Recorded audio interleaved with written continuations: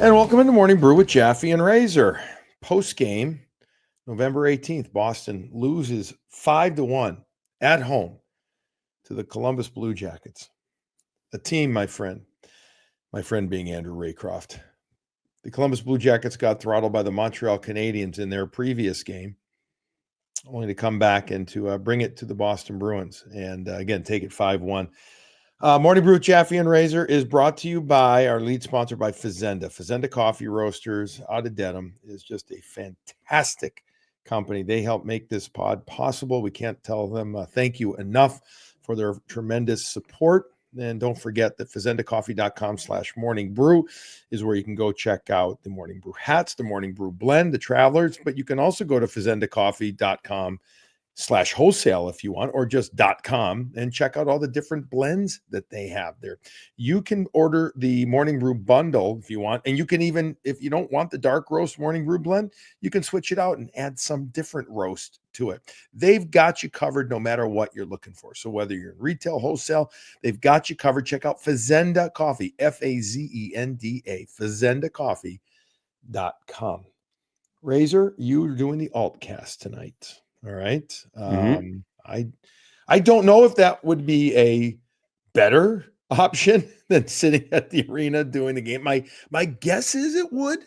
Maybe that's just me being a tad jealous that you got to sit on the couch and banter with the guys while I sat ringside and watched. This is. I've said this a couple of times. We're hitting some different lows here, buddy.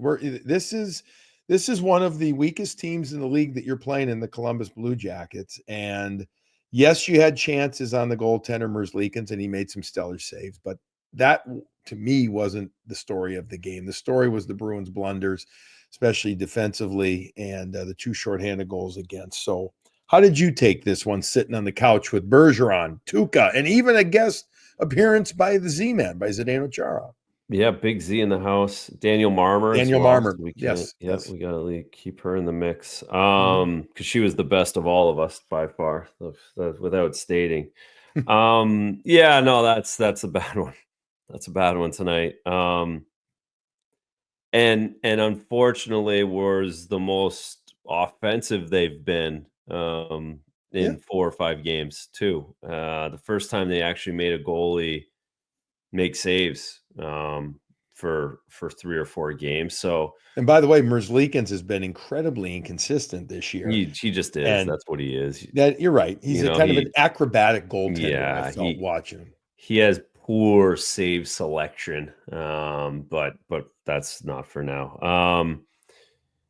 Yeah, that one hurts. That's the one that happens when things are really shitty and you don't feel good about yourselves and you just take your eye off the ball enough and you know it's one of those it has to get worse before it gets better. That was tonight.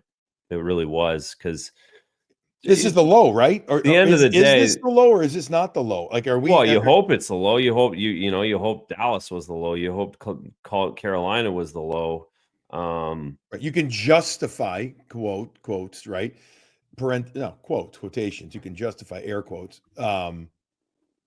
Losing to Carolina and Dallas, considered higher end teams in this league. Again, Columbus, with no disrespect, this is factual. Yeah, see, it's the NHL, right? Like, that's the thing we're talking. Like, they had the Bruins should have been up 3-0, but things are going bad for them. Like, that breakaway, like, you could do that 100 million times. That'll never go in, that first goal.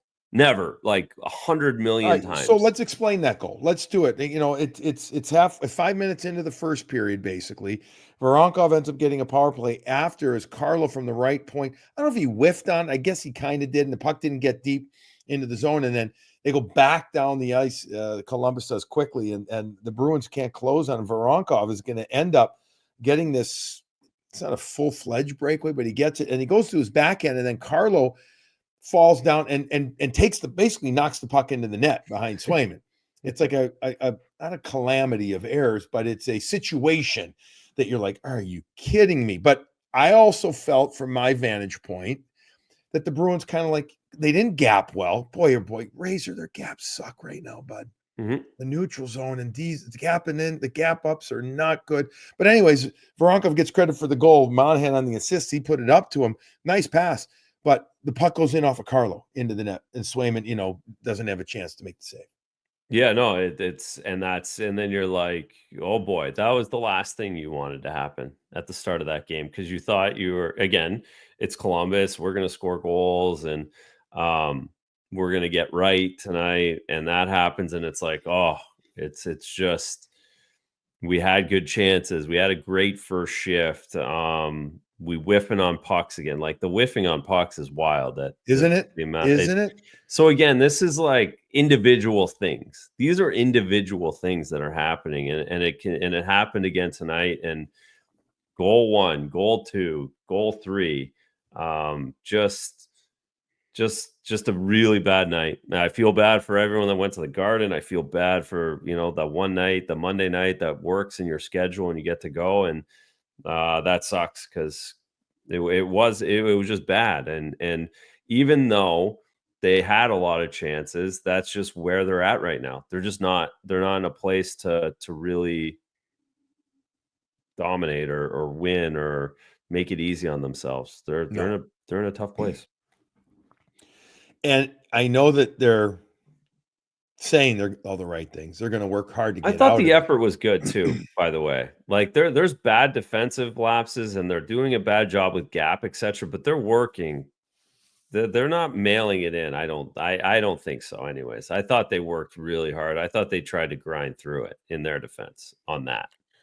I would agree with that for the most part. There were times I felt that again you could see the body language where or they were working. Maybe they're just not in certain ways quick enough, fast enough.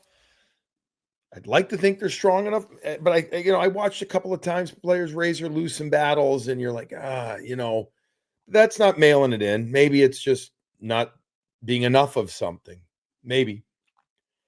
And when you watch a team struggle like this, they start getting in their own heads. Oh yeah, You know it. Yeah. And you don't want these high-level athletes thinking. You have to think at this level, but you need them reacting. You need them playing. Mm-hmm. I felt for early on in the game they were playing. They were, to your point about the shots and the chances. And by the way, they did not make Elvis Merzlikins look good. He made good saves. He did. No, he was good. He had 11 shots on the first period. They were stuck on like 6 or 7, and then they got a flurry of them later as well. But I want to go to the more than anything, the second goal, the Olivier goal, and the shorthanded goals. Those are just backbreakers, man. Those are to me, those are unacceptable. But in the sense of, Matthew Olivier, who had already fought Jeffrey Viel, and we can touch on Viel getting called up, and the kid he's a kid because he's basically 27, but he did his job, man. He did. He did what was required of him. But Olivier comes in and next thing you know, he's slaloming through the Bruins like it's almost nothing, right? And he beats what Coyle can't get there, and he beats then Swayman going to the back end. You look at that goal and you're like, that's too easy of a shorthanded goal. Am I missing something or no? Am I? No, it was easy. It was easy. It was. There was the guys that came out of play. They didn't get to the net. They didn't close. They thought that someone else was going to do the job, right? That someone else will get it, and then I'll get the puck and I'll go the other way. And then Swayman, let him get to the middle of the ice and opened him up, and that shouldn't happen either. No, we're going to talk Swayman afterwards. The game, he took some questions, and he, he says the right things, but he said it. He's going to work through it. He has to, and it's not where it needs to be. I think that's obvious now. So it's 2-0, 10:39 into the game. The Olivier shorthanded goal, his 6th of the season. Van Riemsdyk, though, scores a goal late in the period. Nice to see. I ran into JVR last night. Awesome guy. Signed late, September, playing in there, and he's been in and out of the lineup. I think he's just happy to get one more crack at things. And it's his 3rd of the season. It goes off of his body I don't know. The Werenski shot may have been going wide for all I know. It probably Oh, was. It was yeah, like, yeah. It was going to like the hash mark wide. Like, yeah, there's it's his 12 hip, guys on right? the Bruins that would do anything for one of those right now. Like that again. That sucks. That Mhm. sucks That time because of the game. the whole thing. Yeah. And again, don't get me wrong. Like I'm sitting with two guys that, and Z was in there at that point as well. Like you can back into that goal, and like they, 37 said, he's like, all right, you're 2-0. You at least got to tighten up here. Like, don't get stretched out. They Mhm. get stretched out They got stretched. once. The D gets stretched out. Then they get stretched out in their zone. Two guys get beat with one pass. Then they get stretched back. Like, those guys saw it coming before that. And then it's like, oh my God, that actually did happen. And another one goes off a leg. So again, all of this stuff is connected, but again, the Bruins aren't making their luck on that. No, they're not. They're not earning it. They're just flat out not. They're just not earning it. 3-0 after the first period, and Coyle scores a goal on the power play. 14:30 mark of the second period. The second unit ends up getting out there. Although Brazo had actually started with the first unit. It was a little bit of a mishmash unit, but Coyle gets his fourth shot over the pad after the pass came from behind the net from Brazo to Coyle. It's a pretty good play in general. They get it's 3-1. I got to be honest with you. The Garden was quiet. I don't know if you could feel that watching back at the studio, but they did come alive. They were rooting them on. I give them credit there. But then the Bruins with other power play chances, and I mean, Razor. I'm almost at a loss for words here, and in the sense of the power play, the penalty kill, but the power play really failed them. I mean, it's just the first unit in particular, the holding of the puck, the caution with it, and then the indecisiveness, and then the predictability eventually when they move it over. I don't know. I don't remember. I know Pastrnak didn't have a shot on goal for 2 periods. I didn't look at the end of the game. I can't remember. I was kind of running around doing stuff. But it's I guess I'm saying the same thing over and over. To me, it's not acceptable in that regard. I mean, has to get better. I've asked you the same thing over and over, though. How does it get better? I think you're going to tell me they just got to work harder, and I don't know. I don't know if that's going to do it. Well, Do I you? asked 37 that. And I asked Zdeno that though in the second because it was a problem. And so what would I asked, like, do you throw the fourth line? No, of course you don't disrespect everybody. They haven't practiced it. You're just wasting time if you do that. You can't do that.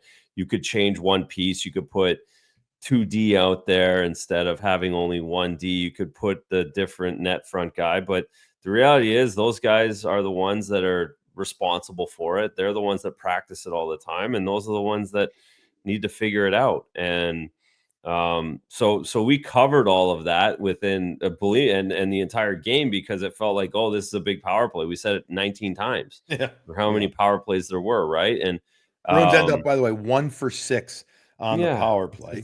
and they were -1. Right. They were -1. So I was actually happy, Razor, at the beginning of the beginning of the third, beginning at 6, 7 minutes in, when they put the second unit out first, out of a TV timeout, like they did. And I was like, okay, they earned it. Now they scored the goal. It was a simpler power play. Their entry was better. Yes, it's a shorter sample size, but I felt screw it. They earned it, right? And so did the coaching staff. Montgomery puts him out there, and then lo and behold, Lower I can't get the puck deep, and then that's why they're go on the 2-on-1. and that's to the point of the guys who've been on power plays for 20 years. It's like, we get it, we suck, but you know what? We're still a better option than the other one. And the opponents are why attacking the Bruins so aggressively on the PK. Yeah, all you got to do is look at the vid. They're the worst in the league. It's easy to attack. Like that's been the Bruins' MO. That goes to like pittiness and like that. No, it's it's a man eat man league, and the blood in the water, it's smelled violently, and Mhm. that's what the power play's up against right now. They're getting like it's really hard. It's much harder because they get no space because they have no respect. No, they And have no like you're right. And teams know that they're not shoot first guys from the point, and so they're there's no attacking them for the pass. They just, we're Eh, gonna take David away and we're gonna chase every. They had three guys in the corner. Like Bergie was like, "Oh my god, they have three guys in the corner. What is Columbus doing?" And the Bruins got a pretty good chance out of it, but mhm. that just goes to show, like, we're going for this. Like, we're fine. Don't worry about it, PK. We're just gonna go. Right. We're going to make them show us or prove us wrong. Yeah. That's what now the Bruins did that one time. I didn't think that the Columbus penalty kill was great there. They didn't rotate well, and the Bruins did a nice job. No, but it And the wasn't to your point, it wasn't the number one unit that did it. Like if right, David, if the one unit makes that play and it's David that scores, then everybody backs off. Then they're right. like, "Oh, okay, now we're scared." But it's different. It's just different. You don't really have a choice though, right? Between now you know, with Hampus out, Mm. weeks, plural, coming up, weeks. And that could be 6 weeks for all we 8 weeks. We don't know. You really have no choice, but you got to stick with McAvoy and or Lowry, right? I Yeah. mean, You can't go 5-4. There's no Krejci. There's no, yeah. Yeah, yeah. that's what it is. And Pasternak, you know, could you put him? Maybe you move him over to his strong side. They don't. I don't know. Maybe he's done that in the past. It feels almost fruitless right now. But Razor, you have to do something. You have to do something different. You have to. Not you personally. The Bruins have to do something different on their power play. They have to have a new look. They can't go to the one guy up top and it's McAvoy looking to move it over to Pasternak for a one-timer. It's not working. It doesn't take a genius to figure that out. It doesn't take a guy who's stumbling over his words like I am right now to figure it out. Danforth scored that shorthanded goal, Razor, at 7:19. It was 4-1, and then Chinnikov scores another goal at the 14:10 mark. 5-1 is the final in the game. Bruins had 29 shots, as did the Columbus Blue Jackets. Mason Lowry in the game, as we look at some numbers, bud, -4 in the game. Georgi Merkulov, -3. Justin Brazeau, -3. He did have an assist. Pasternak ended up with no shots on net. He had 3 attempts. Fourth one was missed. I will give again Columbus. I'm going to say I'll give them credit. 21 blocks in the game. They did a good job of interior blockage. They did. You know, Merzlikins made some unbelievable saves, but Columbus was much more willing. What's the first thing that has to change, Razor, strategically? Because we're going to talk about players. We'll touch on players and coaching coming up a little bit. It has to be their defensive structure. It's striking how different it is. So this is a personnel thing, right? Because the system's not that different. I mean, if it is, it's tweakage. That's all it is. This has to be a personnel thing with regard to defensive, because how many times are teams getting to mid-ice between the dots, and especially within 10 feet? It's just too much. Yeah, the neutral zone's a mess too. And then that's part of that defensive structure. Like it's the layers aren't there that we're so used to saying layers, right? Yeah. Yeah. Like layers, and there's no layers now. Now it's one pass beats 3 guys or 2 guys or 1 guy, and opens things up. Is this a time, and I'm not being flippant here, I'm being serious, because I just thought about this, because you're sitting with your good buddy Patrice.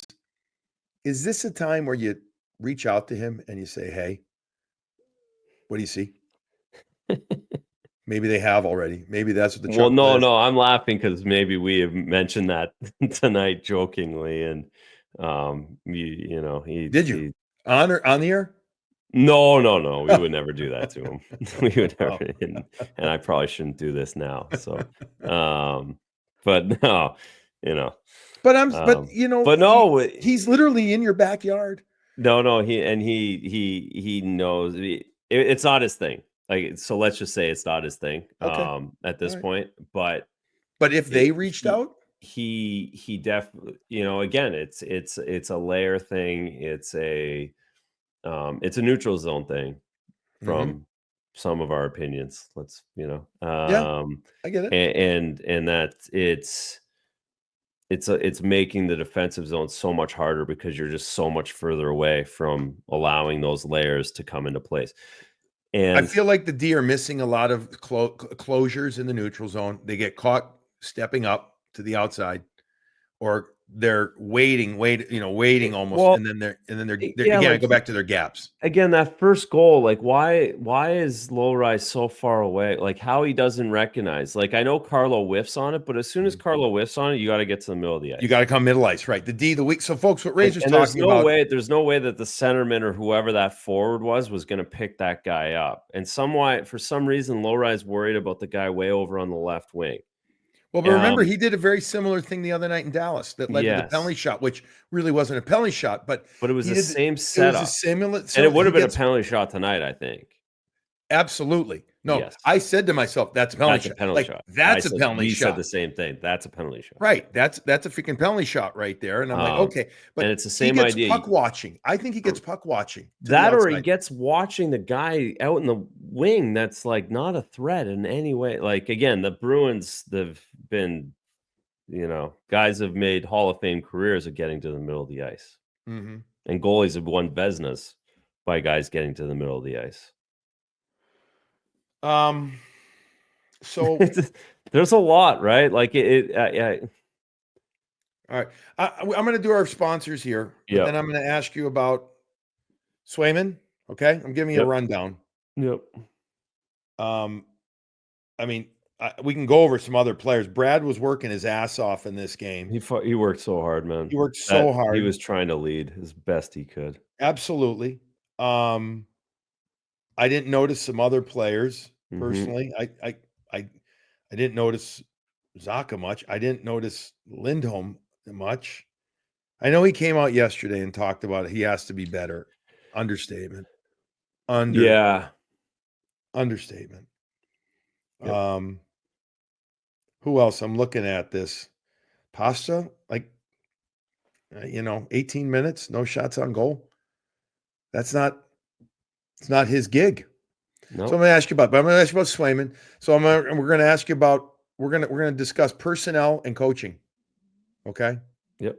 we're going to go there. All right, but first we're going to talk about the people that make this show possible. Along with Fazenda Coffee, Graciano Construction does just that for us. So if you're sitting, listening, or watching us, and you live in Greater Metro West and downtown Boston, I mean, they'll do a wide variety of places. They will. So don't wait, or don't say, well, they might not service my area. Doug Graciano and his staff will help you refresh and revitalize your space. And if you're in the Massachusetts area, just give them a call or send them an email. The phone number is 508-330-7589, or go to gracianoconstruction.com, Gracino, gracianoconstruction.com. Doug and his great crews, they somehow make doing home projects less stressful and somewhat actually enjoyable. He'll talk you through things. He'll come up with great little tweaks here and there. He'll make things that happen that you didn't think about. That's what it's all about. If you're going to be doing some home construction, and they do a lot of different type of things, definitely consider Graciano Construction. Again, 508-330-7589 or gracianoconstruction.com. So that's if you're building or refreshing your house. How about looking to sell your house, buy one, or lease one? Well, that's about RTN Realty. If you're looking to do that in Massachusetts, Rhode Island, or New Hampshire, go to RTN Realty for all your real estate needs. Led by Chris Gentile and his staff of 16 agents. Razor, these people and his support staff, they have you covered for whatever you're looking to do. Chris has over 22 years experience in the real estate world in this market, over 2,500 transactions. Reach out to Chris at cgentile@rtnrealty.com or call him directly at 617-835-0845 for a no pressure consultation. And consultation. I'm not speaking well right now. I'm tired. Hey, the real estate market is ever changing. Go with somebody you can trust, that you know, and also as a great hockey guy. Go to Graciano Construction. And if you want to just have some fun, go to Apex Razor. What about that? What do you think about going to Apex? Wouldn't that be Well, I nice? think the weather's getting colder. I Uh-huh. think there's less activities outside. I think you have holiday parties coming up in a big way. That's the place to go is Apex. It is. That's what you do. You go to Apex, whether it's the office party and you cruise around on go-karts, whether it's the team hockey party where you put the holidays together and you go up there and let the kids run around like wild people and tear the place apart. Well, you have a beverage at the bar. Then you sit in the bar and ignore that you have kids. That's Yes. what you do. You go to Apex for that. Of course, tournaments, etc. It's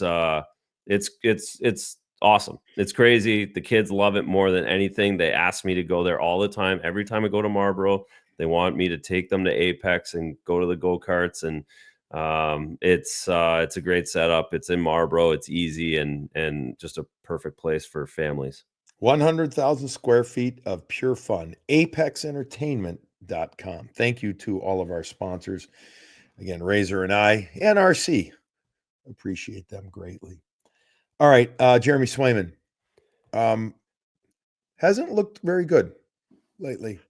And is this a, he was asked, is this a not being in training camp thing or what is it? And he didn't really, he addressed it. He said it really wasn't more or less a training camp thing. It was, wanting to be with the guys more, needing to be better and everything. I mean, there have been reports, Elliot Friedman and his 32 Thoughts about stuff lingering from the Swayman situation.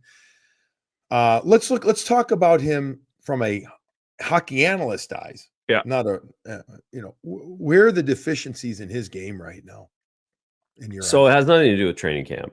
Okay. Because he's played enough, he said. Like he's had enough time. Yeah. We're way past that. And let's just address like Jared Friedman's, like the hanging around. That only happens because they're not winning, right? Let's call all of this comes up because things aren't good.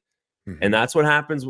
That's what happens when you're not winning. That's what happens when you're not winning. This is just how the league works. When things aren't, you shit find happens. all the reasons. Yeah. Exactly. Shit happens. Yeah. So, and this is the shit. This was automatic. This was automatically going to happen.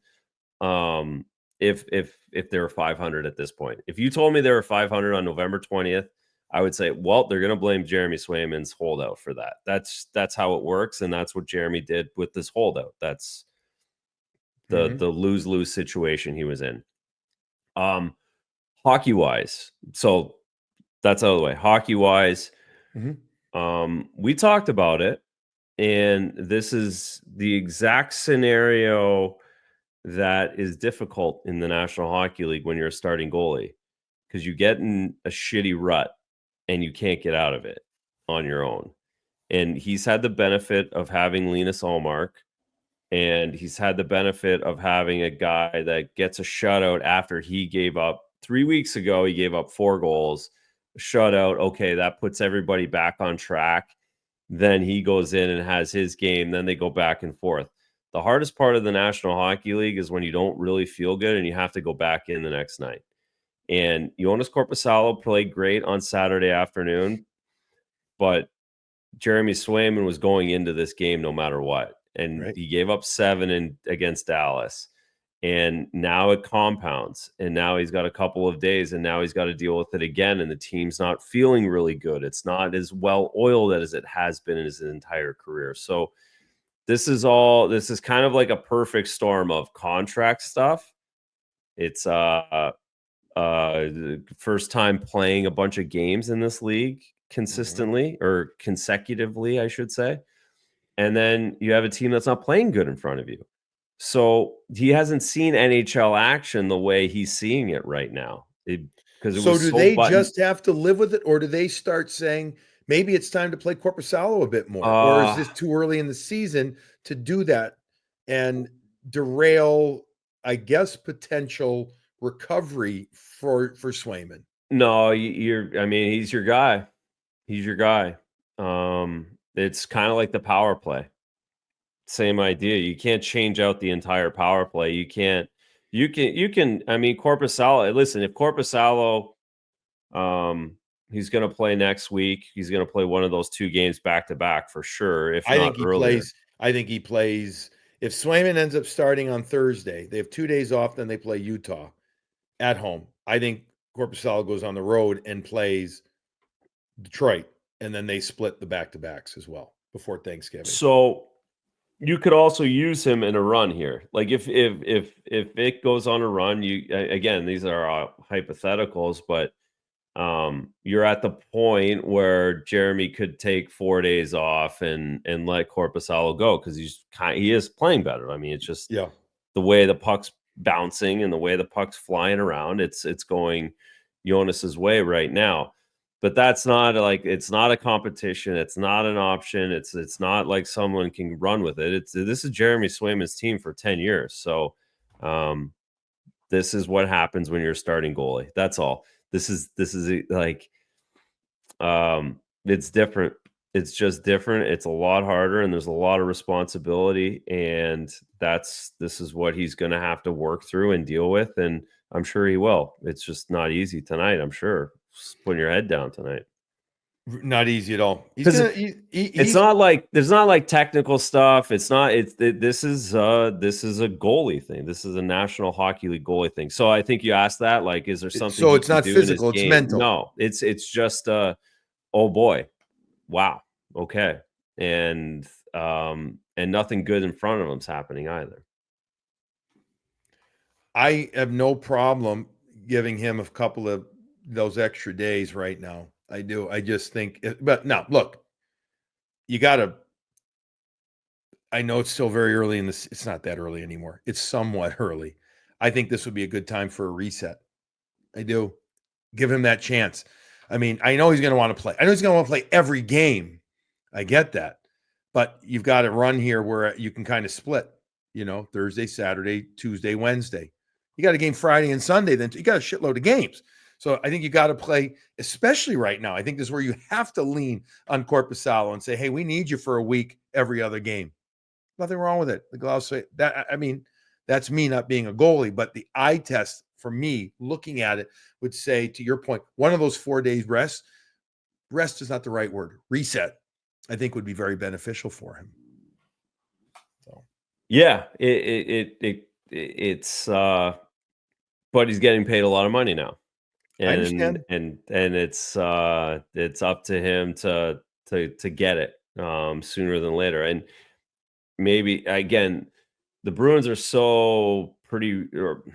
the Bruins are pretty regimented in what they've done with their goalie schedules the last few years. And I mean, Tukes dealt with this. Like, he could deal with it. He figured it out as his career got longer, and they just did a schedule, and that worked for everybody. This could be a situation where, they have to flip the schedule that they've had in place because they have a guy who's a starter for the first time, and they have a veteran guy who's pretty good, and maybe the schedule changes on goalie Bob a little bit more right now. That is something we'll see. In most situations, Swayman's got to go again Thursday, and he's got to figure it out. Be interesting to see what they end up doing. Bruins had a scheduled day off on Tuesday. They are not practicing. They're back at it Wednesday, and then have the game Thursday. Yeah, and you have to do that, by the way, folks. Like, there's no ways around it. It's a CBA day off. You have a community day on Wednesday. That would have been, if you want to say that you can't say that's a day off. That community day on Wednesday has been locked in place for months, and you have to do that. Right. So, and they would rather give them the day off tomorrow. With 2 days off. Yeah, you have to. You have to do it. The CBA just says, That's right. All right. Coaching. This is, so much has been talked about it now. So much, and again, so much out there. I do think the guys worked hard, but I don't see. Do you see the emotion necessary? And I know you can't play emotionally at a level 10 all season, in regular season. But I do think it's time for a level 10. I just do for this team right now to get out of this, Razor. With regard, to coaching, is this more a personnel thing now? Is this a personnel and coaching, or is this a full coaching thing in your eyes with the systems and stuff with the players? I mean, I think it's kind of a combination, Razor. I do. But the players aren't executing, but also what are we, are we seeing enough of the right game plan, et cetera, for this team? I yeah, I mean the I don't I listen, there's enough players underachieving, first and foremost. I think the fact that guys can't score on great opportunities that they have, the defensive lapses that they have, the shorthanded goals they gave up tonight, like that's we've kind of already mentioned all that. Yeah. Those are on the players. But of course, this is a game that at some point it falls on the coach way before everybody else. It's happened in many places. It's a position. The coach is a position that can change momentum the easiest in a season by changing it. Different voice. Doesn't something have to happen? And I don't mean that specifically. I'm talking. I mean, whether I know it's not. It's easy to sit here and say you can't it's easy to manufacture a big trade. It's not. But you've called up a few players, right? Mhm. You've done that, so you don't have that anymore. It doesn't something have to happen soon, Razor, to say like we're gonna switch the direction of this ship and it's gonna be all right. And again, I'm not saying it's a player, it's a trade, it's a coach. I'm saying doesn't something though have to happen for management? Don't you think? Or Yeah, is it just so hard to do so many different that's things? that's the only thing that I'll push back on a little bit is that it's much easier said than done. I'm only I don't know like what's better on the other side. And and maybe change for the sake of change is the right thing in this situation, whether it's players, whether it's trades, whether it's coaches. But Right. that's not always the case. And I think if you are going to do that, you have to be very um uh thoughtful in that decision. And I Mhm. don't think you do it on whims with a lot of hockey games left, because there's a big difference.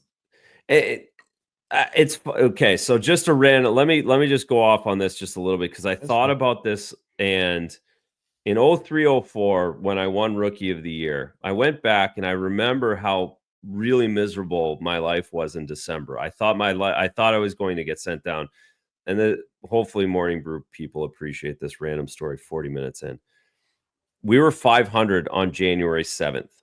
We were 500 in the NHL on January 7th, 15, 15, and 10. Of course, Mhm. we didn't have shootouts back then. Mhm. We had ties.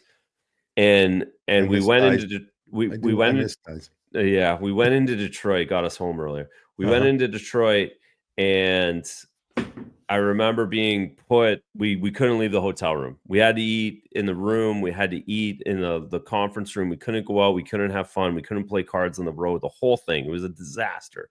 And I'm like, "Oh my god, I'm going into Joe Louis tomorrow night, and if we lose this game, I might go to the minors," because that's what you did. You changed things to change things at that Yeah. time. Yeah.